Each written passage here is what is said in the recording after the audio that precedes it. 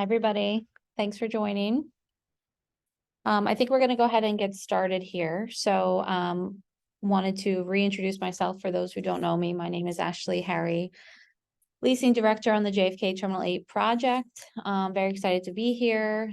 And excited to have you guys kind of join along as well. If you guys participated in our event last week, thanks for coming at the Queensboro Hall in Queens, obviously.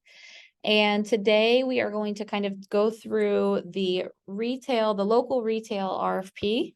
I thought it would kind of make sense to run through the document, just kind of give some high level updates, things to be aware of, walk you through how to submit the document, because for some of you, this could be the first time that you're doing this.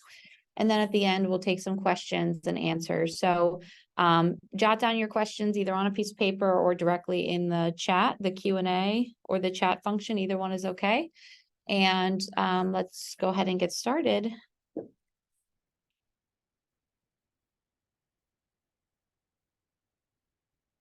All right. So I'm sharing our TA project website, right? And so if you're not familiar with this, this is where we host a lot of information, opportunities, events about the project team.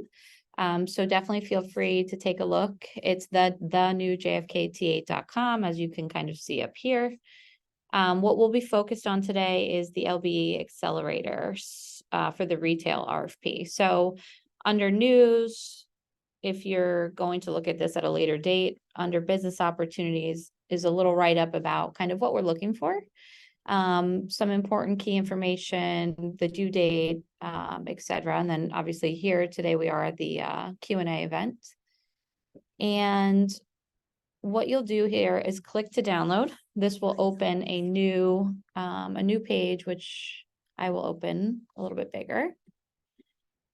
And so this is what we call in the business an RFP summary, right? So this will kind of take you through really an overview of what the RFP is, what the partners would be looking for, some minimum qualifications at times, due dates, deadlines, anything important would be kind of through this document.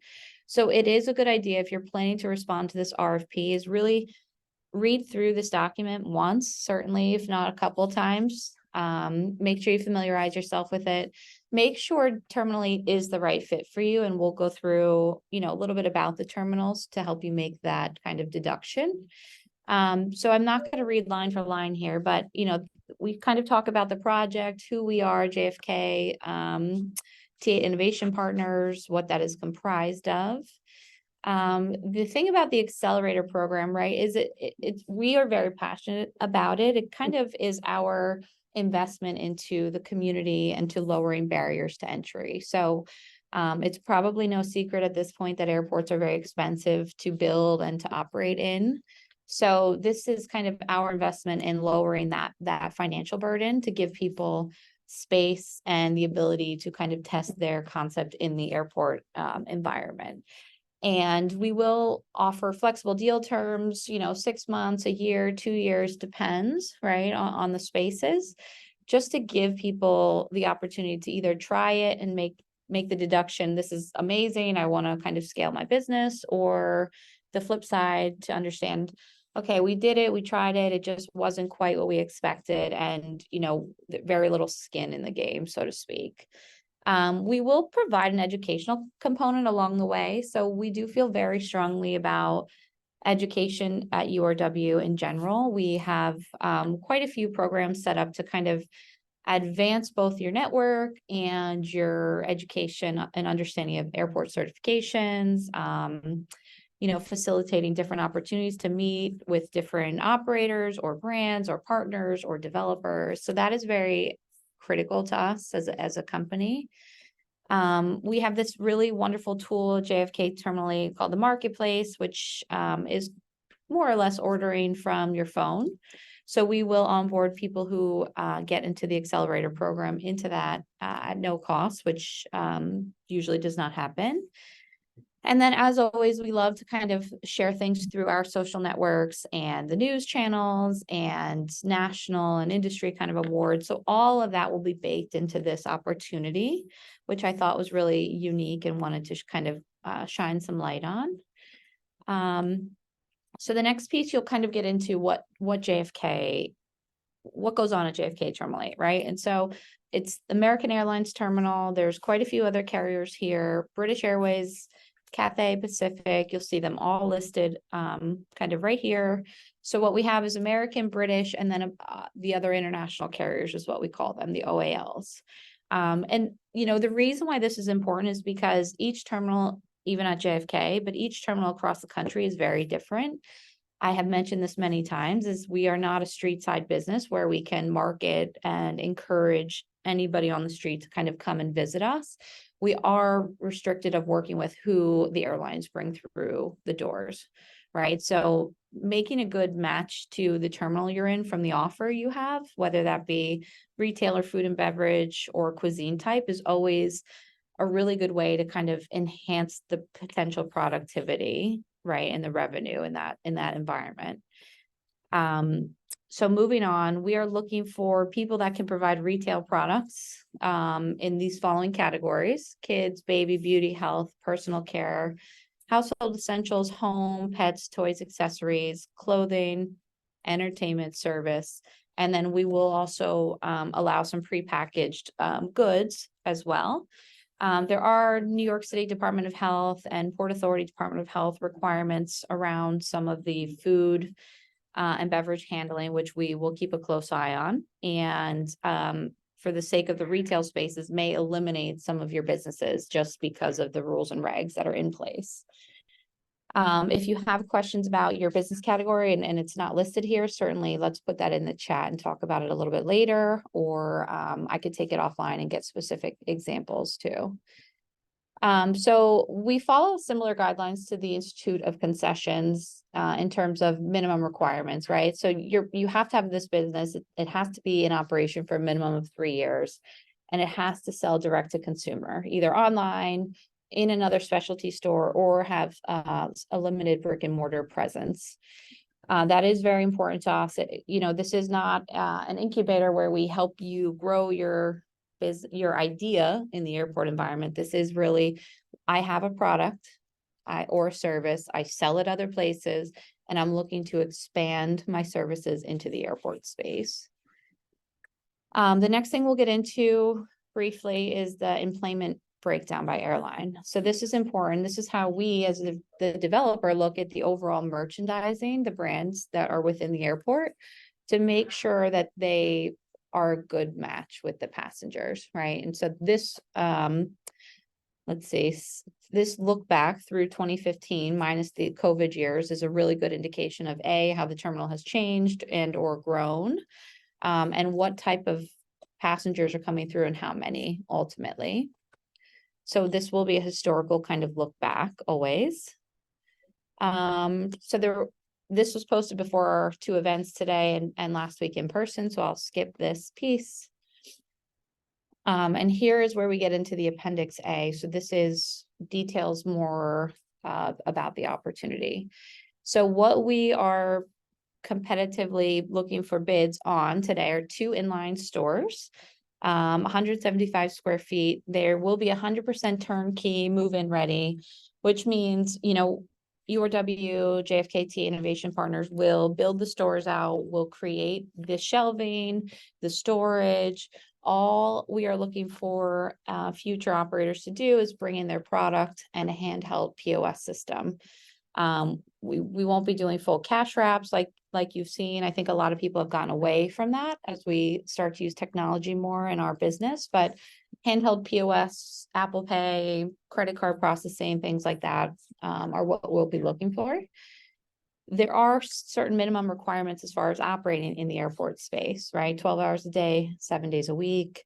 Somebody must be there at all times, right? There are no there's no reasons for closing early or closing for a lunch hour or anything like that. So you need to kind of think through those things when you're thinking about shifts and staffing.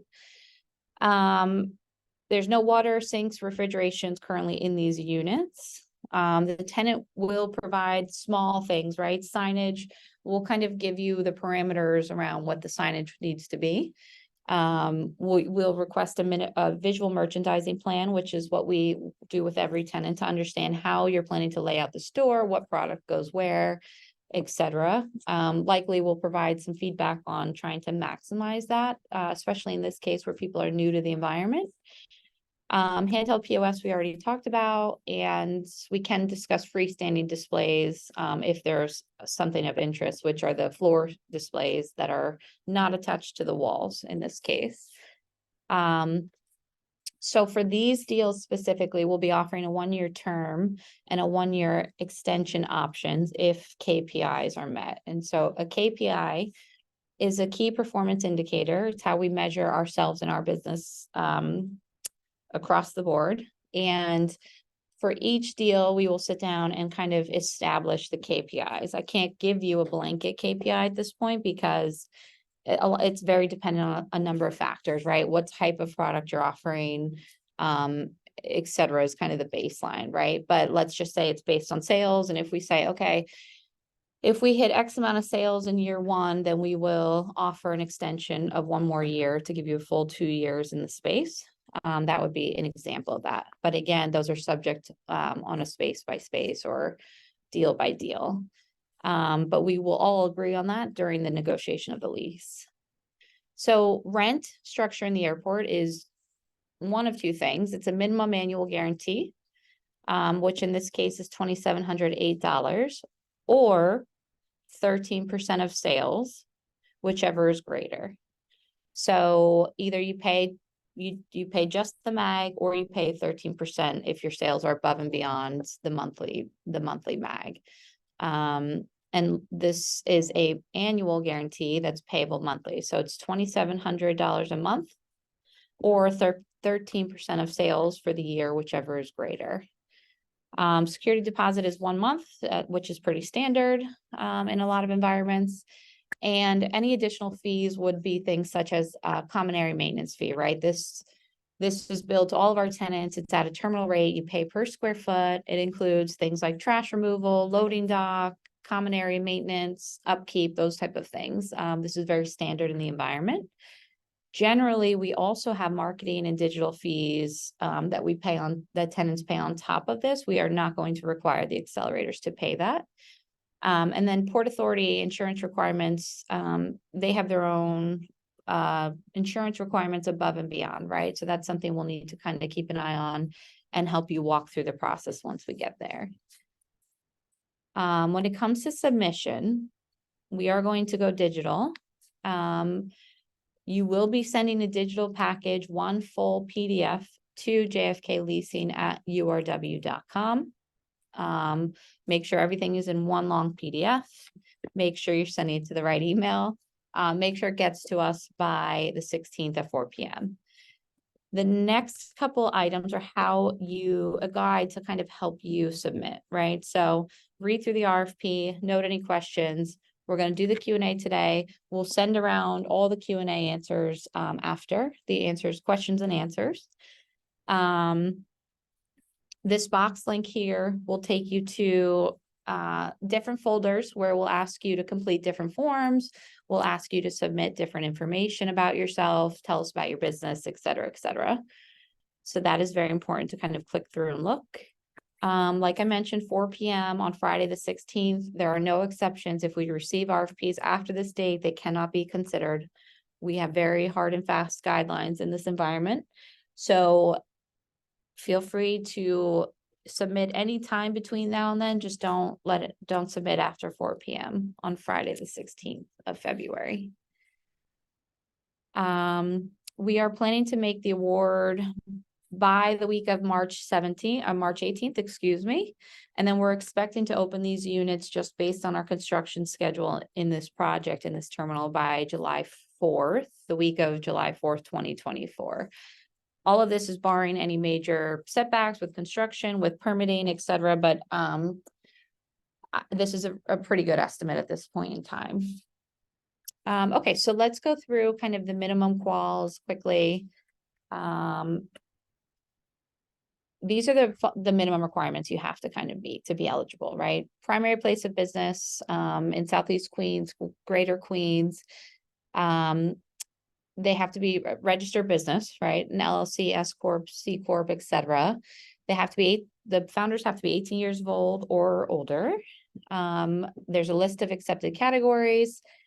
They must have physical consumer package product or service we've discussed, cannot be a current or prior T8 Accelerator tenant, and been in operation a minimum of 3 years, we've already discussed. Again, I'm not going to go through all of this. Again, some of it's duplicative. The benefits, of course, I mentioned these, but the mobile marketplace for T8 will be a really, really good positive impact on all businesses in Terminal 8, the future Terminal 8. We'll do a business spotlight feature, which we share on the channels or social awards. We will help you get certified if you are not certified, either for ACDB or MWBE. We have partners who are currently set up to assist in this technical assistance to get people certified. And so that process alone is very long and tedious and cumbersome and confusing. So we will have people kind of at the ready to support Accelerator tenants if they so need it and if they qualify. And then this part is important, right? So read through this once you've had a chance. This will tell you how we will kind of score each person's response, right? So the first one will be concept, brand concept and design. We'll look at the relevance to the terminal and the passengers. We'll look at the design of your other stores or online kind of merchandising. Excuse me. And then we'll look at the scalability to other terminals and airports. Local residency is important. We will be prioritizing numbers 1 and number 2 here. You'll see through the scoring. The history and qualifications, again, we'll be wanting to see, you know, the demonstrated management experience and expertise, include things like a resume, summary of relevant work experiences. We'll be looking for solid business practices, you know, regarding contracts, regulation compliance, etc. Recommendation letters go a long way in this section. And then, you know, the proficiency to successfully operate the same or similar concept that you do now, with a very strong focus on customer service and operational excellence. Those are 2 things that we take very seriously in Terminal 8. And we expect the best kind of customer service and operational excellence for our passengers. Again, here, the minority participation piece, so ACDB, MWBE, you will get extra credit if you are pre-certified in this. If you're interested in kind of starting that process, there's an email here you can kind of touch base on. Financial offer. So we're looking for the projected sales information, right? And I know we understand this is a bit of a hard math equation to do generally, but knowing what you know about your business on the street side and sales or sales on the internet, right? We'd be looking to you to help us understand what you think this store could do as far as sales goes in the airport space. And then what your financial position as a company or as an individual is as of the submission date. And again, in the folders that are in the link, there'll be more information around these. All right, next thing that will help us is to illustrate your business plan, right? What does the management look like, right? What does the structure look like? What is your business? Who are your competitors? Where do you see your business in the next year or 5 years? Why do you want to participate in the program? Marketing, customer service, rewards. If you have any kind of reward or loyalty programs, those are things that we'd be looking for. Any really good illustrations or examples of those 3 subjects. And then staffing, we'd like to understand kind of an overview of the company, the structure, education, employment history, etc. This next section is around technology. So, you know, innovation is very important to us, and technology is very important to us. We want to understand if you do, you know, utilize these tools in your everyday business. And so, again, proposals need to be in by 4 p.m. on February 16th. We're expecting to award the week of March 18th.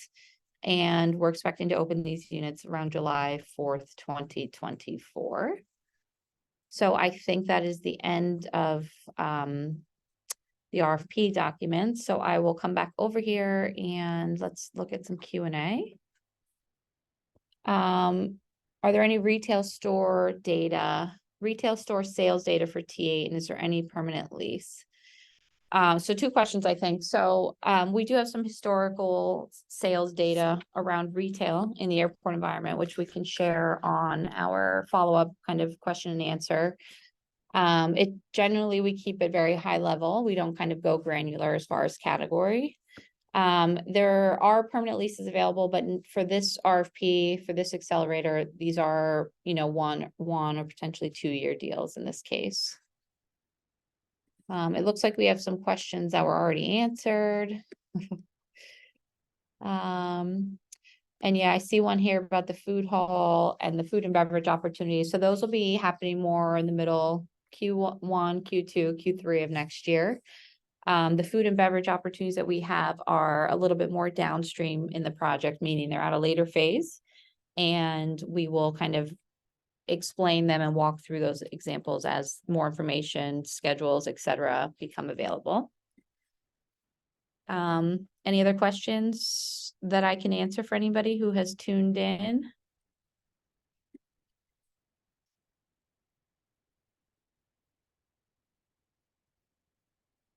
No. Michael says yes. What is the question?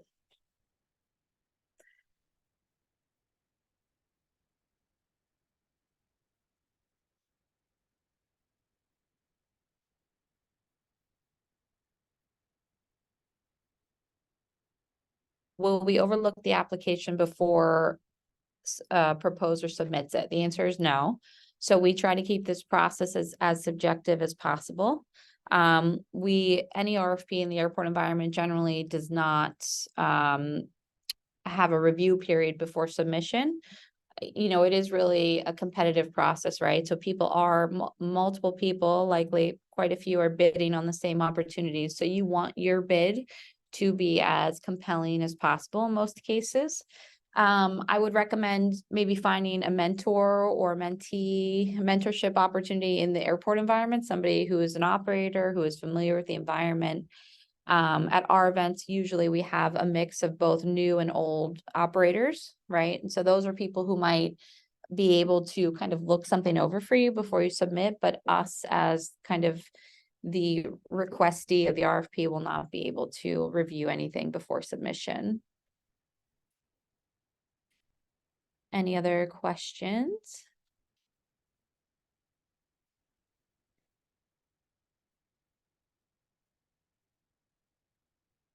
All right. So look, I think we scheduled this for 60 minutes. Not really understanding or estimating how many questions we'd have kind of come through. We do think we've made this project or this RFP as simplistic as I've personally seen in this environment. I'll give you an idea. Usually these are, 20-page long summaries. There's 20 addendums or appendix items. There's 20 plus folders. They're very, very usually involved. So we really did try to streamline this and make it as simplistic as possible, right? Knowing that these are a lot of proposers who have not responded to an RFP before. I'm seeing some questions come in. An additional meetup before the deadline. There are probably going to be other scheduled events before the deadline. At this point, there is nothing specific to this RFP. But again, we will probably bring everybody together before that. On the website, if we have questions, can you email? So there is a project partners website. You can email the JFK leasing at urw.com as well for support, or the info T8 at rfwconsultants.com. Both of those can be a resource.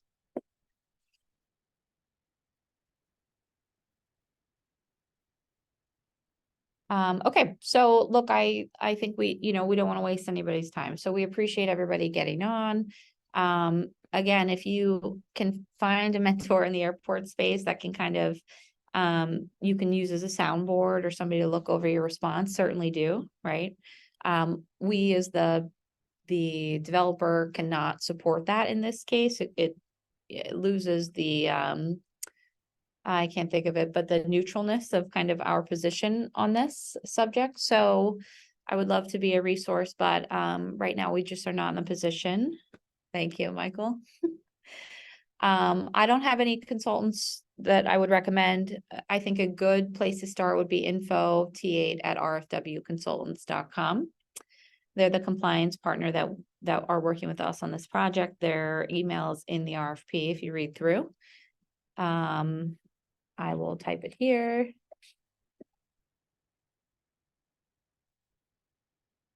And I will close this out by saying we are looking forward to everybody's responses. We are eager to kind of see what's out there and what everybody is able to bring to Terminal 8.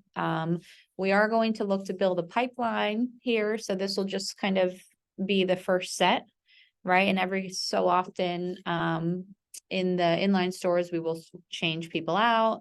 We also will have smaller foot kiosks coming down the pipe. Let's see, today's December. So probably around February, March, we'll open an application up after the RFP award, probably closer to March, to allow people to apply for the kiosks, the kiosk program, the retail kiosk program.